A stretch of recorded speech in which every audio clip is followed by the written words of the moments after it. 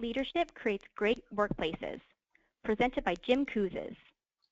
Today's webinar will be around an hour and is sponsored by the Mars Rover Challenge. This sends your participants on a space-age adventure by transporting them to a top-secret development lab to build a new protocol vehicle for the World Space Agency. In this combination kit of the leadership and teamwork version, participants become engaged in a compelling demonstration and first-hand experience of how leadership and teamwork affect performance.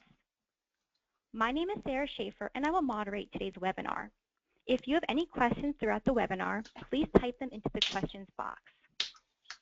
Jim Kouzes is the co-author with Barry Posner of the award-winning and best-selling book, The Leadership Challenge, with over 2 million copies sold and available in 22 languages. The Wall Street Journal has rated Jim as one of the 12 best executive educators in the U.S. Welcome, Jim, and thank you so much for joining us today. Thank you very much, Sarah. It's a great pleasure to be doing this with HRDQ and going on a Mars Rover Challenge. Thank you again, and welcome, everyone. Thanks for tuning in, and I look forward to having a wonderful time with you today. I'm going to be talking for about half an hour, maybe a little less. Then we'll take some questions. I'll continue on. We'll take some questions at the end. So make sure you send them in. Sarah will be monitoring them, and when we get to that time, she'll be asking me those questions, and I look forward to that. Great leadership creates great workplaces is the theme of today's webinar.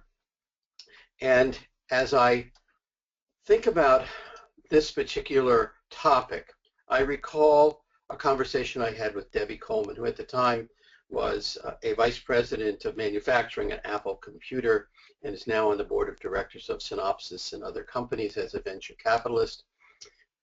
And she said to us, when we asked her about her personal best leadership experience, I think good people deserve good leadership, and the people I manage deserve the best leadership in the world.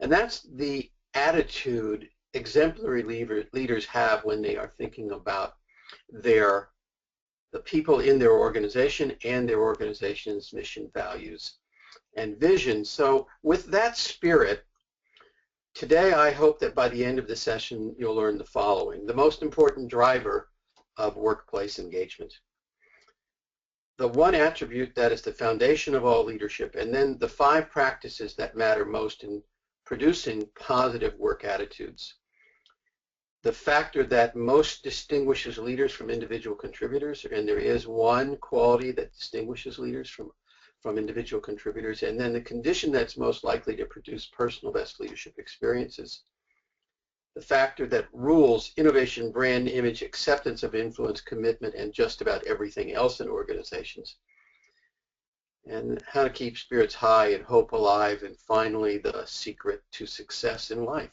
Seriously, at the end of the session, I'll close with telling you a story about another interview I had, like the one with Debbie Coleman, and out of which came the secret to success in life. So hopefully that meets some of your needs on this webinar today, and I look forward to chatting with you about these. So let's get started. Great leadership creates great workplaces. What's the evidence for that statement?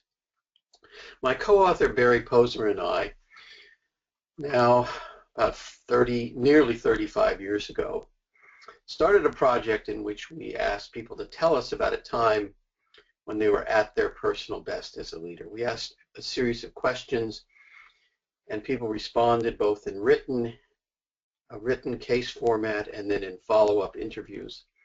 And out of that conversation came a model we call the 5 practices of exemplary leadership, and I'll be saying more about each of these 5 practices shortly. But they are, in brief: model the way, inspire a shared vision, challenge the process, enable others to act, and encourage the heart. And these are the 5 practices that we then tested in terms of what impact do they have on workplace engagement. These are the leader behaviors we took a look at. But before I tell you about their impact, I'm going to ask you a question about demographics. So think about 9 demographic qualities and how much influence they might have on leader behavior. And what we find is the following. When we take a look at what explains workforce engagement, look at the very far left-hand side of this slide for a moment. 0.3% on average is the impact that that demographics of the constituents have on workplace engagement. And these cover many regions across the world, not all of them in our studies. We've studied over 70 countries. But as you can see, only 0.3% on average, and in some cases only 0.1% of demographics, 9 demographic variables such as age, tenure, education, gender, have an impact on whether or not people are engaged in the world. In other words, it's just about no impact at all. But look at the right-hand side, and you see that leader behavior explains anywhere from about 35.9 to 50.3%, depending on the region of the world, of engagement in the workplace. So we conclude from this that overall, the 5 practices of exemplary leadership explain about 37.4% on average, if you average all of those global averages, and come up with this universal average of 37.4% of employee engagement in their work. And demographics accounts for next to nothing. So the more frequently leaders demonstrate the 5 practices of exemplary leadership, the more people are engaged in their workplaces. The driver of workplace engagement, primarily more than any other factor, is leader behavior. Not demographics, not age, not gender, not education, not country of origin, not function, not level, but workplace behavior on the part of the leader. So the question is not, do leaders make a difference? The question is, how do leaders make a positive difference? And that's what I want to address the rest of the presentation. By talking about the 5 practices of exemplary leadership, we see what it is that leaders do that accounts for that 37.4% on average of employee engagement. The first of those practices is something we call model the way.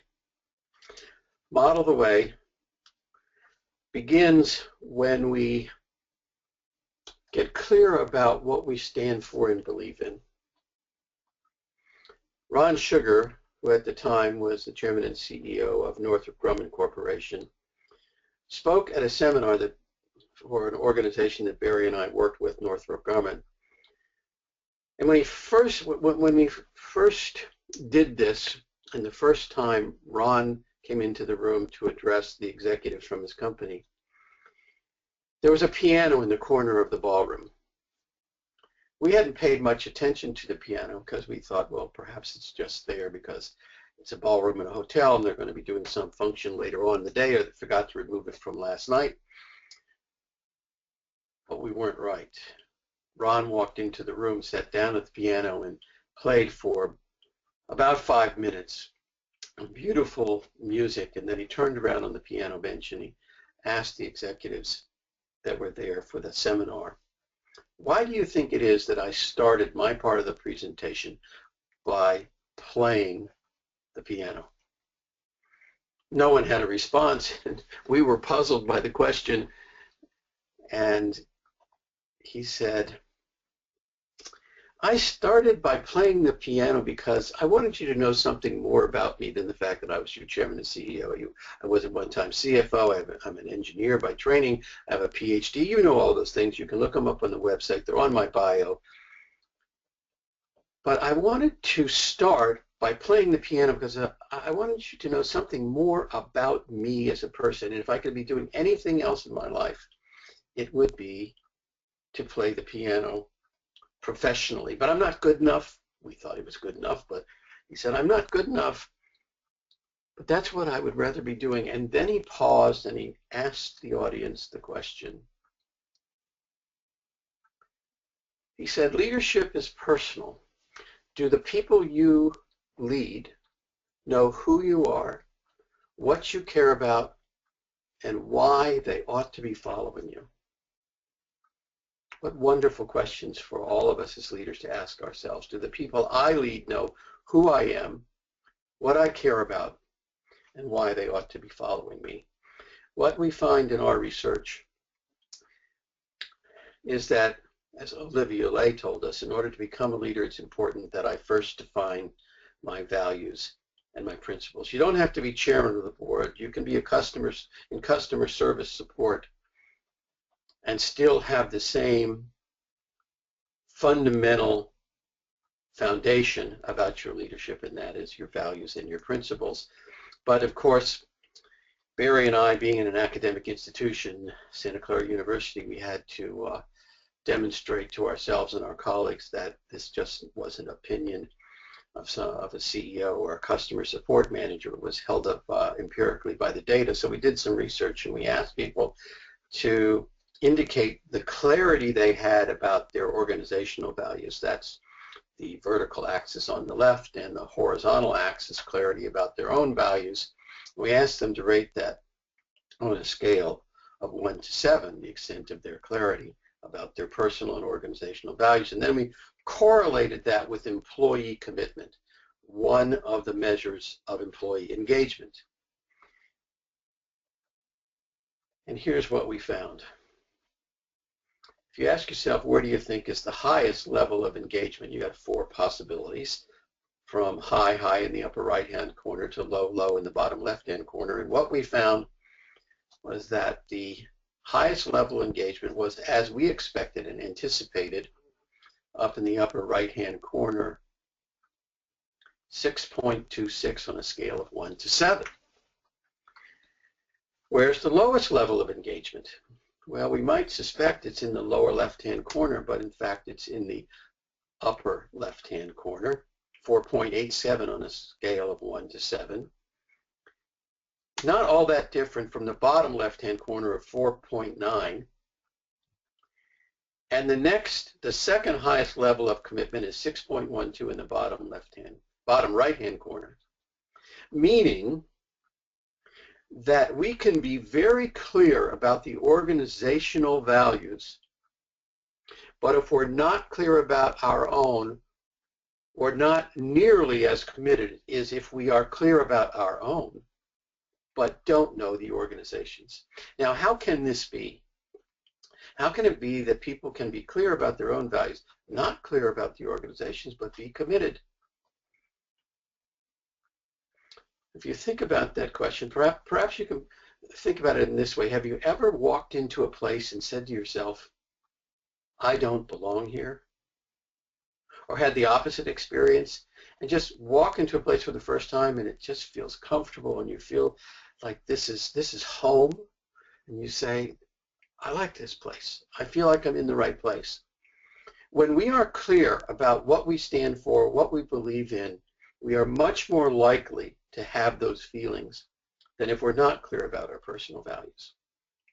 People who are clear about their organizations and their own have the highest levels of commitment, but the second highest comes when we are personally clear about our values and beliefs. Values drive commitment. Personal values drive commitment to anything. And that's why the first step on the leadership journey is to clarify your own, and then to clarify the values of others and look at the fit between self and organization.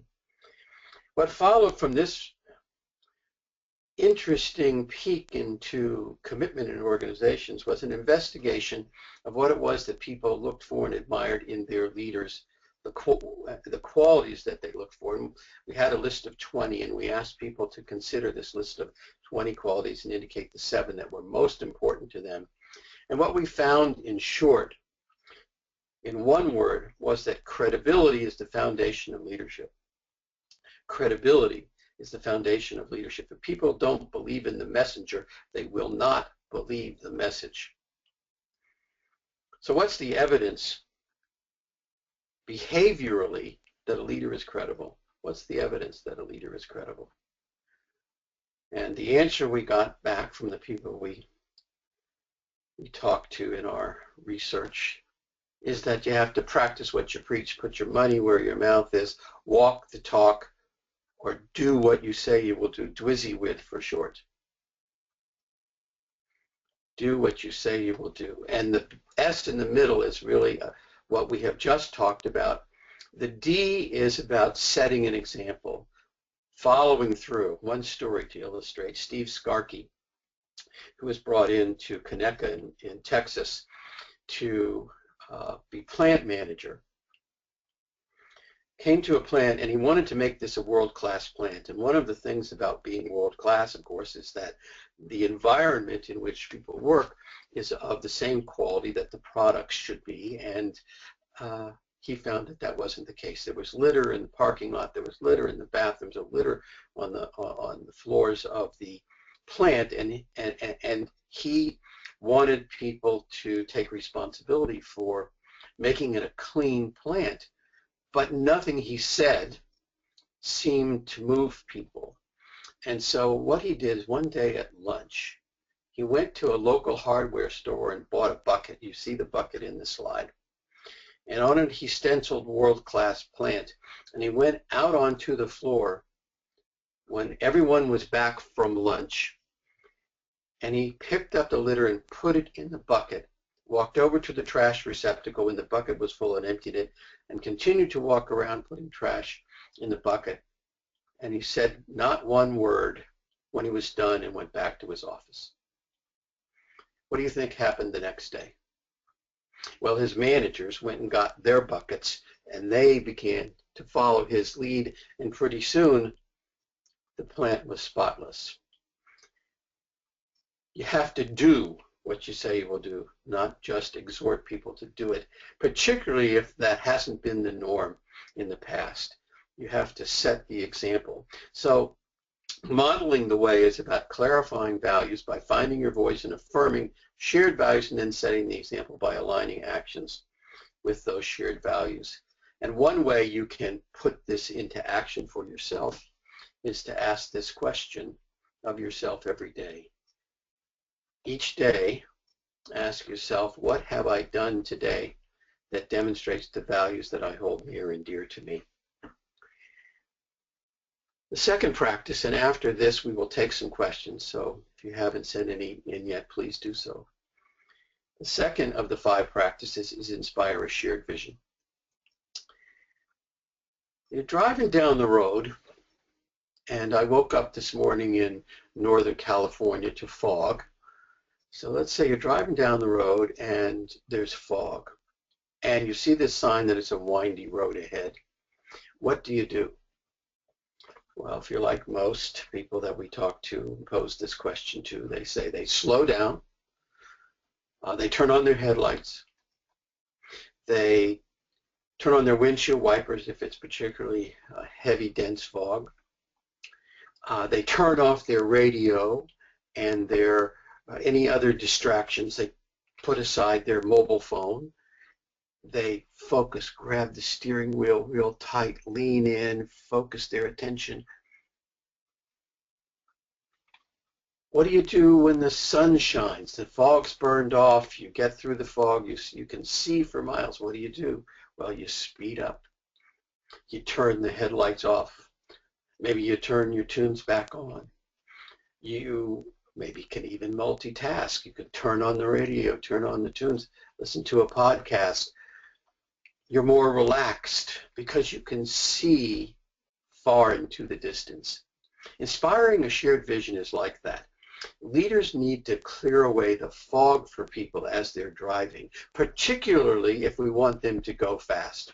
Speed is a competitive advantage in the workplace these days, and so if you want people to drive fast, you must clear away the fog so that they know where they're headed.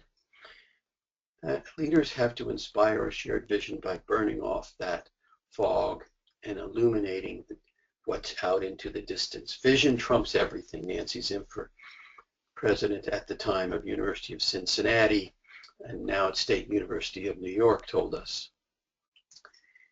Vision trumps everything. And here's what we found in our research. In leaders, 71% of us look for someone who is forward-looking, but only 27% look for that in colleagues. The quality which most differentiates leaders from individual contributors is being forward-looking. The delta, the difference between 71 and 27, is the biggest difference that we've found between what people look for in leaders and in colleagues. Being forward-looking is the quality that most differentiates leaders from other credible people, and it is also the practice which leaders are most challenged by. Historically, it's the lowest scoring practice for most individuals, and it's the one that they need to work on, particularly because it is the expectation of followers that leaders be forward-looking, while it's not the expectation that our colleagues be forward-looking. Another analogy might be of why this is so important is if I were to present you with a jigsaw puzzle of 1,000 pieces and I put it in the middle of a table, and my instructions were simply put it together, what would you want to see from me as the leader? What would you want? What's your immediate reaction?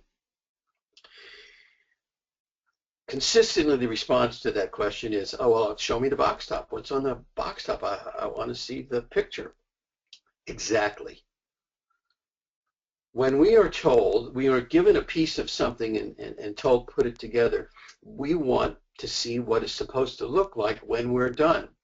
When people can see the whole, they are much likely to be more highly motivated, more engaged, more committed, have more fun than if they're simply told to do something. But in organizations, we give people a piece of the puzzle. We call it a job. And then we say, do your job. Put the puzzle together. But they don't have a picture of the box top. Until we can give people a picture of a whole and a vision of the future of what we expect them to complete when they've done their job, they're not going to be as engaged and motivated in the work that they do. Ward Clapham put it to us this way. He was commander at the Richmond Detachment, the Royal Canadian Mounted Police, and talking about his personal best. And he said, I was the chief dot connector. At the end of the day, I had to connect the dots from vision and strategy to the front line. I love that phrase, chief dot connector. As his job, he saw it that he had to demonstrate to other people, show other people how their frontline work fit with the overall organizational strategy. Inspire a Shared Vision is about envisioning the future by imagining exciting and ennobling possibilities, seeing through that fog and having a clear sense of direction of where we're headed, and then enlisting others in a common vision by appealing to shared aspirations. Putting this into practice, perhaps you can think about 5 years from now, and you're attending a ceremony honoring you as Leader of the Year. What do you hope others are saying about you if that were to happen? What do you hope they're saying about the lessons that they learned from you as a leader? What are you hoping they're saying about the ideals you stand for? What are you hoping they're saying about how they felt when they were around you? What are they saying about the evidence, the empirical evidence that your leadership made a difference?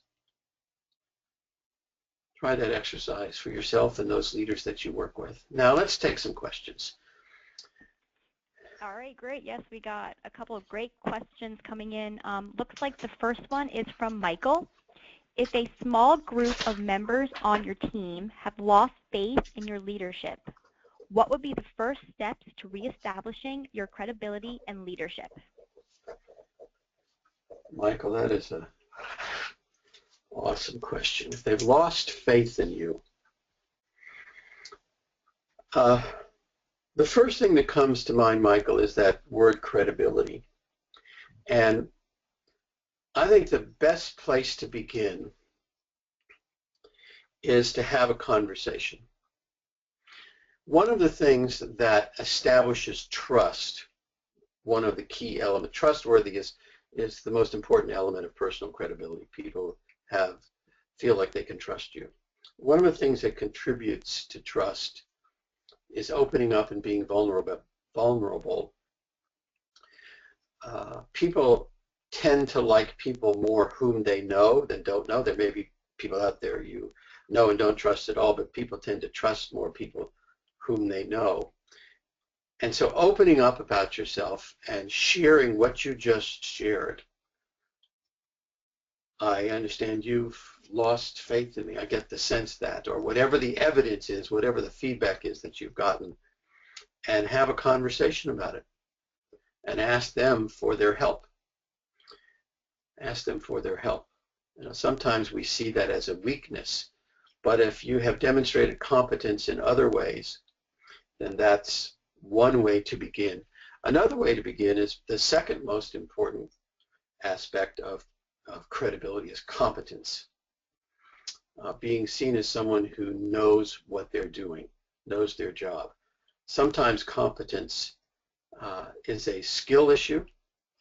You don't know something, and so if there's a set of skills and abilities that you need to acquire, or if there's someone on your team who can do something that you don't have the skills to do, and you can make them a part of your team or delegate to them certain tasks that will help the group to get its job done and for them to see you as someone who recognizes their competence. Those are a couple of thoughts. But I'd begin, the place I would begin is around this question of having people get to know you better, being vulnerable in front of them, kind of going back to Ron Sugar's comment about sharing his values and beliefs with them, some way in which you build that trustworthiness.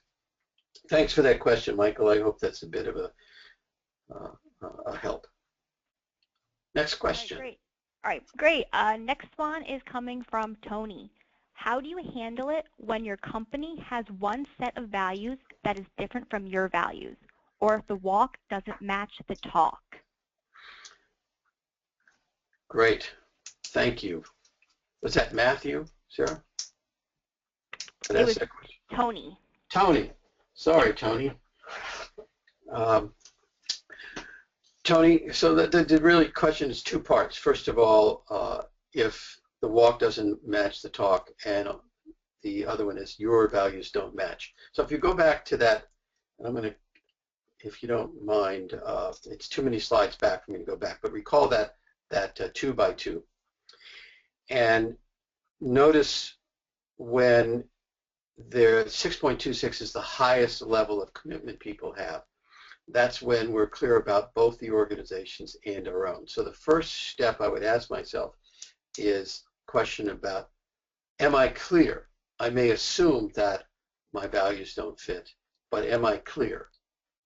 So the first step is clarity. If you're clear and you find that there's not a good fit, then you need to have, going back to my answer to the last question, you need to have a conversation, perhaps with your manager, just to make sure you clearly understand what those values mean.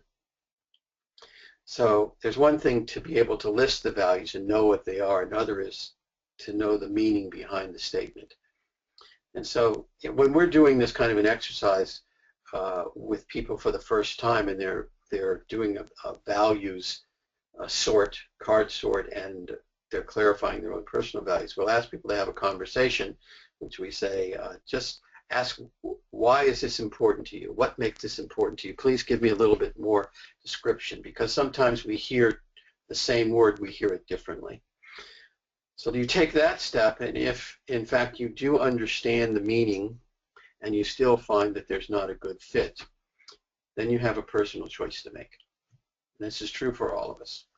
And that choice is, can I continue to do my best every day, day in and day out, in a place where my values and the organization's values are in conflict with each other? The answer to that question is a personal one. But we need to have that question. We need to ask ourselves that question.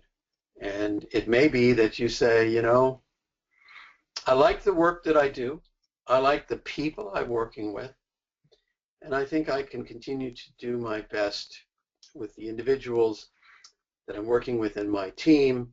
So I want to continue. On the other hand, you might say, this is just too much stress for me. I can't continue on, and I need to find a different place to be. Values are your personal foundation for credibility. And if you can't walk your talk, others will see you as not credible.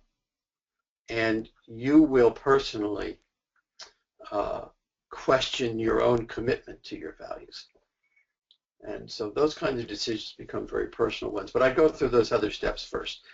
Clarity and understanding first, and then ask yourself that last question about your commitment. Walking the talk is a similar kind of process. If you're seeing visibly that people aren't modeling your values, modeling the values that they espouse, they're not going to be credible to you. And that then raises the question, can I continue to do my best when I'm in an organization where people just mouth these words but aren't serious about them in their behavior? Depending on the kind of organization, you could have a conversation with your manager about that and share your observations, but that's not always the case that people feel safe in doing that. I know that's probably not as direct an answer as I might give, but I hope that's helpful to you. Sarah, do we have one more question we'll take, and then we'll get back to one more. And this one is coming from Emily. What tips do you have for establishing trust and maintaining connection when you're working on a virtual team and rarely see your colleagues in person? Right. Common problem that we face today. Trust is built more easily when people work face-to-face. And so we have to apply some of the principles of building virtual trust, trust when we're in physical proximity to people, to virtual trust. So one of the principles is we're more likely to trust people whom we know than we don't know. In response to an earlier question that Michael had. So one of the things we can do as virtual teams is spend some time learning more about each other. We can do that through webinars like this. We can do that through conference calls, and if you have the capacity to do it with video, that's even better. But you need to find some way to get to know the people on your team in ways other than the fact of what their particular job is. So you have to spend some time, much as we would if we were physically working together. We have a cup of coffee. You have to have a virtual cup of coffee. You have to have that virtual conversation with people about who are you? What do you stand for and believe in? What's important to you? Tell me a little bit more about yourself. That's one way. Proximity is another way that people build trust with each other. In other words, we're more likely to trust the person next to us than the person who's a long distance away. So how do we close that gap? Virtually, how do we close that gap? That would suggest more frequent interaction with people who are virtual. So finding some ways to connect on a regular basis and not just every now and then. And I think it's absolutely essential for people who work on virtual teams to get together physically periodically. And that will depend upon the kinds of distances people have to travel. But it's the more frequently you can do it, the better. And again, depends on the distance that has to be traveled. But those are a couple of ideas. Get to know people and in more ways than just what their job is, and find ways to interact with each other more frequently. So you become more proximate to each other so that you close that distance gap with more frequent conversation. Those are a couple of ideas. Thanks very much, Emily, for the question. So let's talk about a few more of the practices, and then we're going to come back and take additional questions. So I'm going to spend about 20 more minutes talking, and then we'll take another set of questions. Good to go, Sarah? Yes. Perfect. Challenge the process is the third practice of our 5 practices. So leaders have to model the way, inspire a shared vision, and then challenge the process. What do we mean by challenge the process? Catherine Winkle from Seattle Genetics, in talking about her personal best, said the similarity that most stuck out for me when I was looking at the personal bests, my own and others, was how each person had to overcome uncertainty and fear in order to achieve his or her best. This is a very important observation that Catherine makes. When we ask people to write about personal best leadership experiences, they talked about things like turning around a plant, like Steve Skarke,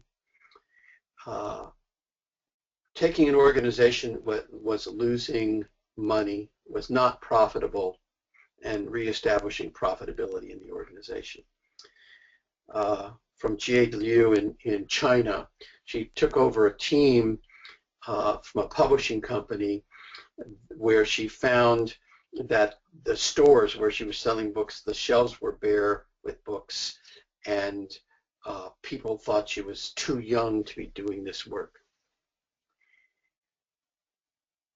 Arlene Blum, who was the first woman to lead a team of all women to the top of Annapurna, was one of the early cases we gathered.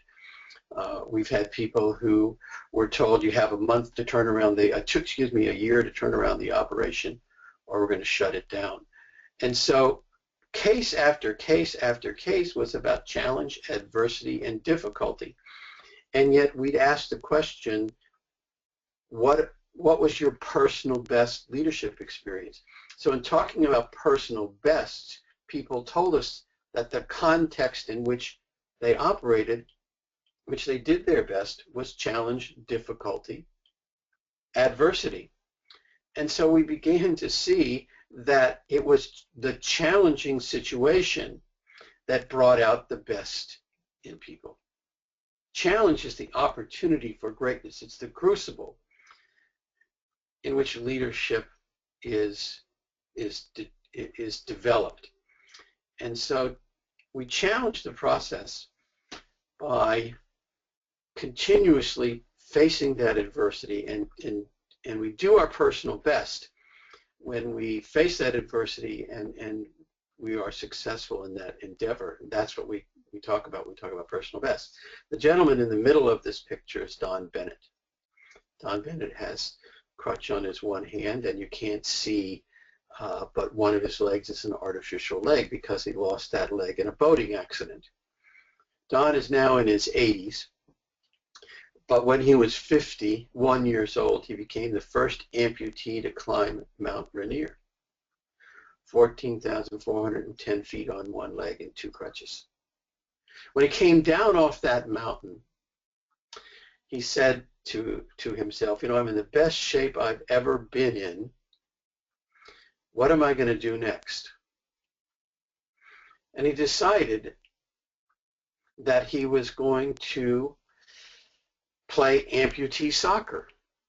He came to that because he was out in the backyard. His kids were playing basketball on the driveway. It was on the side of the house. A ball dribbled down to his feet, to his one good leg, and he instinctively kicked the ball back. And the realization came to him that I'm in the best shape I've ever been in my life after this experience. I can continue to do other things, and I'm gonna get other amputees like myself to come over to the park here in Seattle, and we're going to go play some soccer. And he started the Amputee Soccer League. And his mission now in life, he has 2 more countries to go, but he wants to qualify amputee soccer as a Paralympic sport.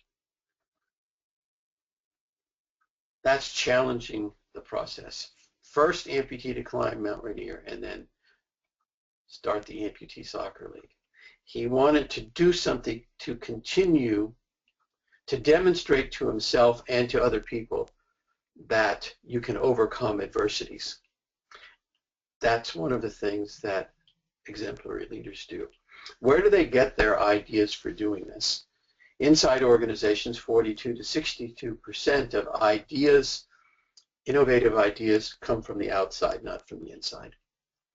So one of the implications is that we, as leaders, have to have outsight. That is, we have to look external to ourselves to come up with ideas that we can use internally. And we also know that the better leaders are the better learners. Better learners consistently engaged in leadership practices more frequently than those in the low learning category. So which comes first, leading or learning? We would conclude, my colleague Barry Posner and I, and along with our colleague Lillis Brown, that based on this research, that learning comes first, and that the best leaders are simply the best learners. They devote more time and energy in learning and continuous learning. When we did this research, we looked at learning styles. We asked people to complete a questionnaire about their learning styles, and then we looked at the frequency of engagement in leadership practices. And we hypothesized that certain learning styles would predict more engagement in leadership. But in fact, what we found is that all learning style, people who have any learning style, can be an exemplary leader, can score high on our leadership practices inventory, our measure of leadership behavior.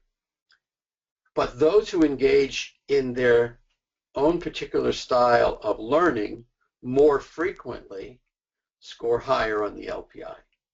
In other words, the more frequently you engage in learning, the better you are as a leader. Now, this makes perfect sense, but then we have to ask ourselves, how frequently are we engaging in learning? If we want to increase our capacity to be exemplary leaders, we have to increase the amount of time we spend in learning how to do each one of them. There is a positive correlation between how frequently we engage in learning and how well we do as leaders. And going back to Don's example, he's still engaging in his 80s in improving himself and making contributions to help other people become their best. So it never stops. So we search for opportunities to challenge the process by seizing initiative and by looking outward for innovative ways to improve. And we experiment and take risks, and we do that by constantly generating small wins, doing little things, and learning from our experience. To put this into practice, at least once a week, ask yourself this question: what have I done in the past week to improve so that I'm better at leading now than I was a week ago? What have I done in the past week to improve so that I'm better than I was a week ago? And you should also, if you're leading a team of people, ask your team that question: what have you done in the past week to improve so you're better at your job now than you were a week ago?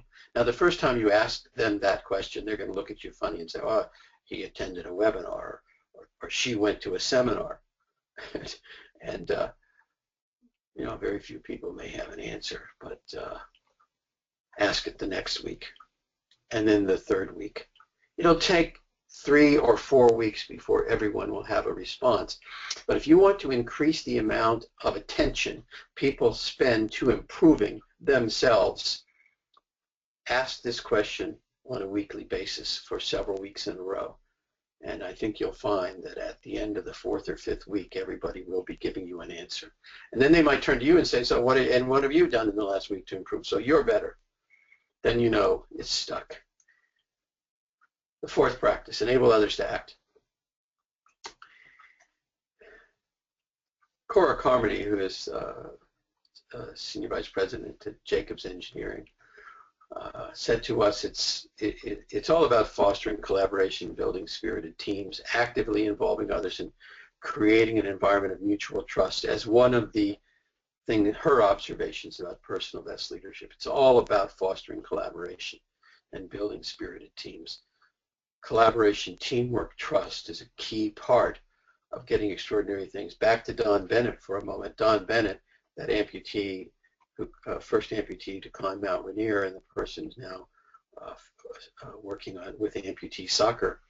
When we asked him, what was the most important lesson you learned in climbing that mountain, Don said, you can't do it alone. Exemplary leaders understand that leadership is not a solo act. Leading a team of people who have to collaborate, cooperate, work together, and trust each other. And most importantly, said Sweeney Thompson and Blanton in a study that they did of soldiers in Iraq. Most importantly, the level of trust subordinates had in their leaders determined the amount of leader influence subordinates accepted. Now this is their language. They studied, this was a study done in Iraq with Army soldiers by military officers. And what they found was that even in that kind of a command and control organization, the level of trust subordinates had in their leaders determined the amount of leader influence that the subordinates accepted. Trust is the lubricant as well as the glue that holds relationships together.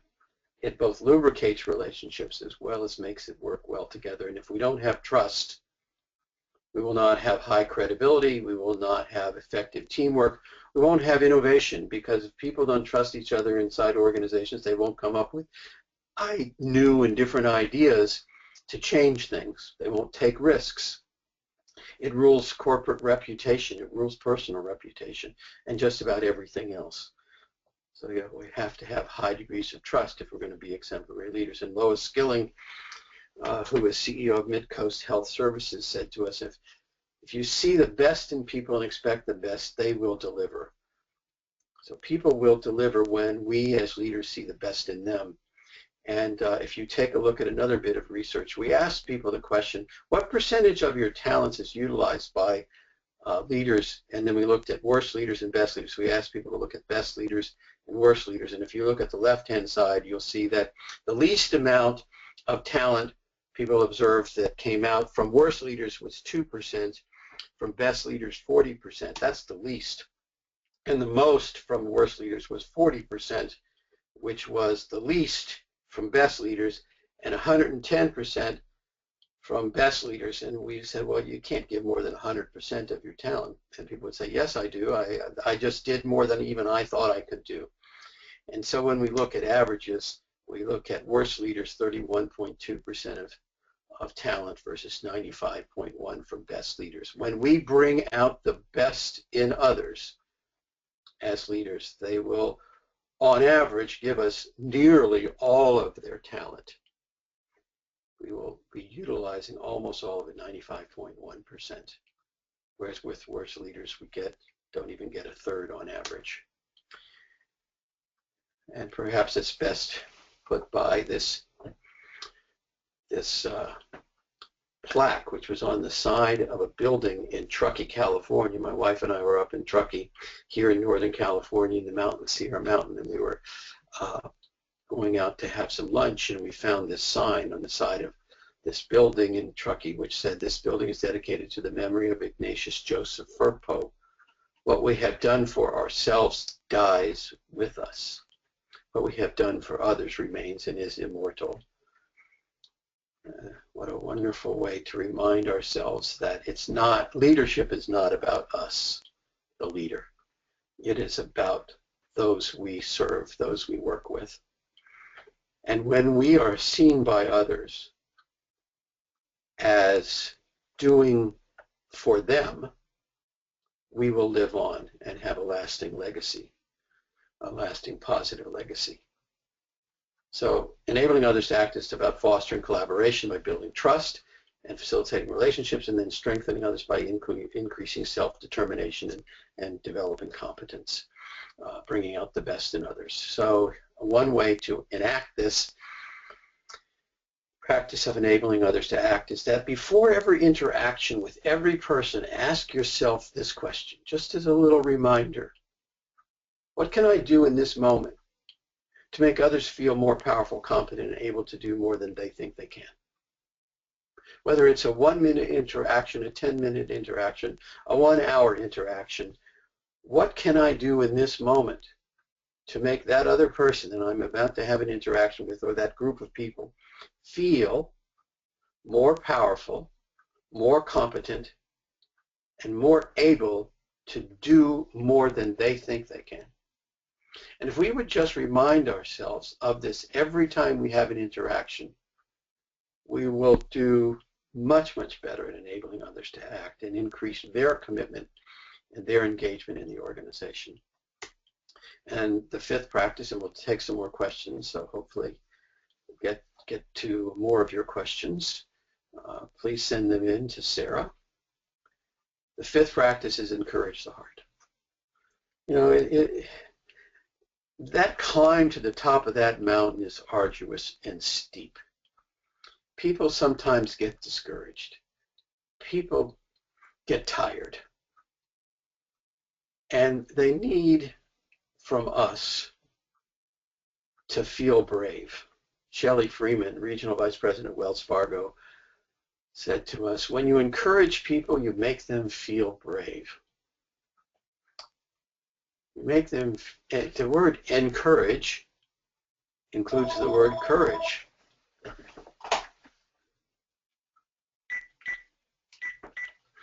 Encourage includes the word courage. So when we encourage, give courage to other people, we make them feel brave.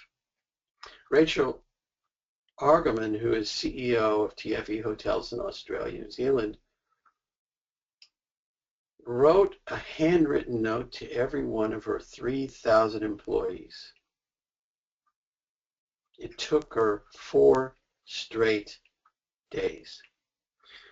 When anyone says to me, I don't have time to thank someone, I remind them of Rachel, who was the CEO, had 3,000 employees, and wrote every one of them a handwritten note. And just in case you think this was just some rubber stamp that she stamped onto a card, here's one of her notes. Dear Ben, what an inspirational piece of advice you gave me when you recommended that outstanding hotel manager to the L&D management role. You grasped this job with both hands, immediately owning the space and taking full responsibility for it. Your inimitable style, care, loyalty to TFE, and love for leadership shine through all that you do. 1,000 thank yous, Rachel. This is a personalized note to that person. 3,000 of them. We need to take a lesson out a page out of Rachel's book and do something to say how much we appreciate in detail what other people do that makes a contribution to the organization. If we want to get the best, if we want engaged employees. And Prasad Kanajante, Quality Operations Director at Pfizer, put it this way to us. He said, sharing success stories and celebrating contributions encourages all of us to come together and work toward a larger goal. So it's about individual recognition, but it's also about celebrating together to develop a spirit of community. But it has to be genuine. Bob, according to our company's management policy, you're just about due for a compliment. It's not exactly a genuine way for us to express encouragement and appreciation. It has to be genuine. It's just not something that's in the policy manual. It has to come from the heart, which is why we call it encouraging the heart. You have to recognize individual contributions by showing appreciation for their individual excellence, and then celebrating the values and the victories by creating a spirit of community. Those are the 5 practices, and the last one, taking action on encourage the heart. This is really the easiest one in some ways to advise us all on, and that is no matter how often you say now, thank you, you should be saying it more often. So say thank you more often. And I want to thank you for listening in, and I want to make sure we take some questions before I summarize.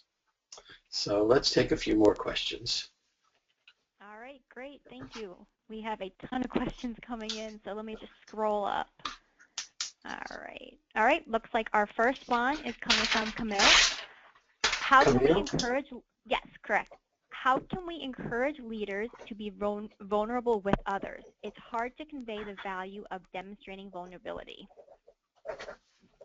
It is, because one of the things that opening up to other people, as Camille points out, is that it tends to make us, potentially make us feel like maybe we're not doing the best job we possibly could, or we're taking a big risk, and what will other people do with if I share this information with that person?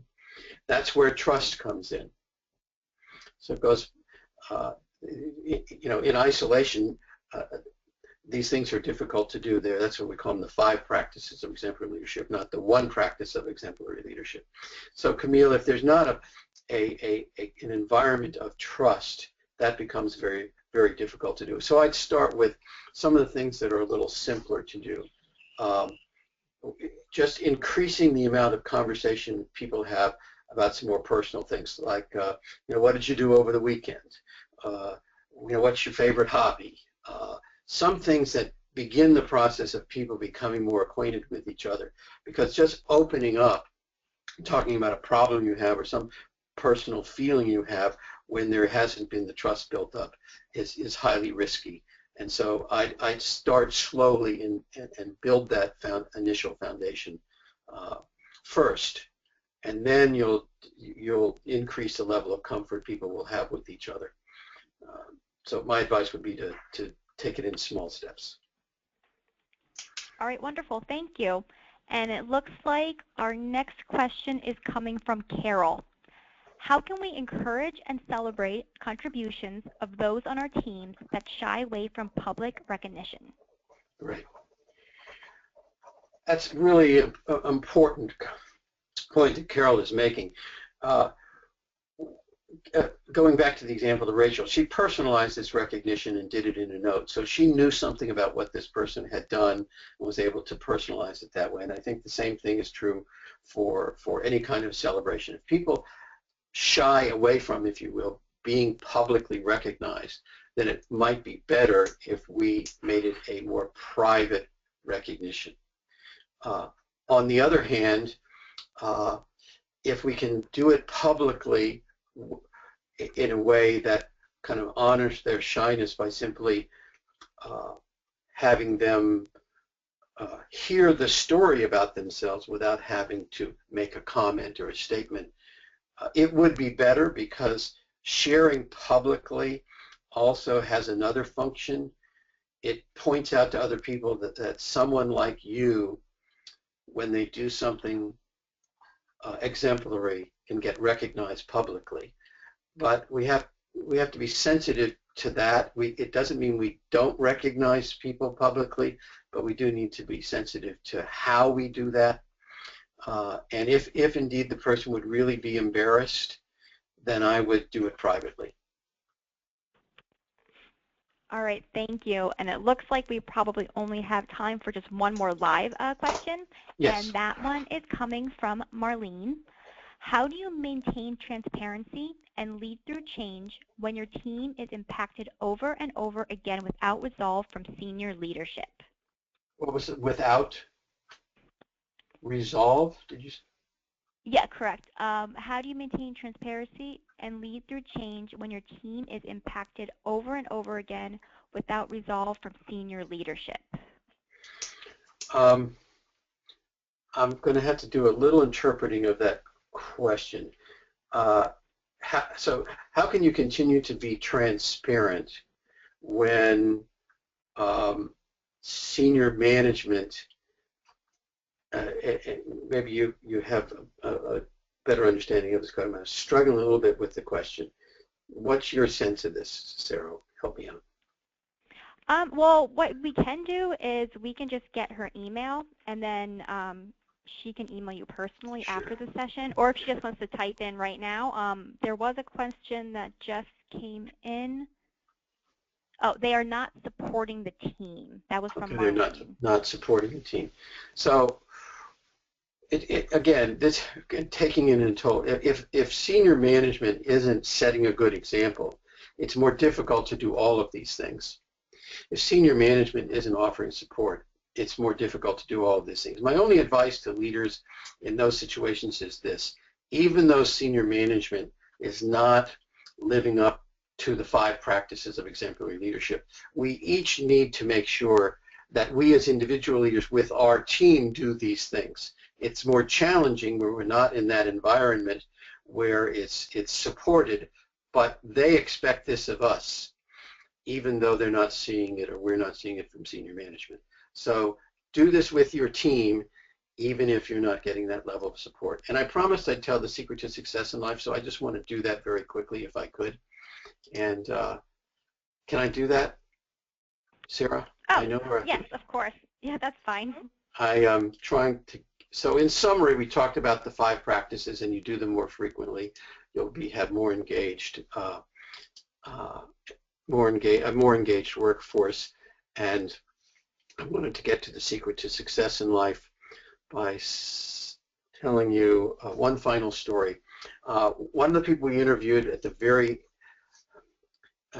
kind of near the end of our first round of interviews was Major General John Stanford, but his answer to this question is the only response that has survived 5 editions of the Leadership Challenge.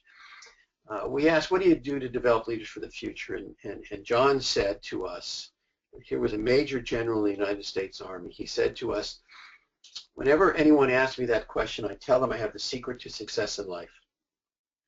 The secret to success is stay in love.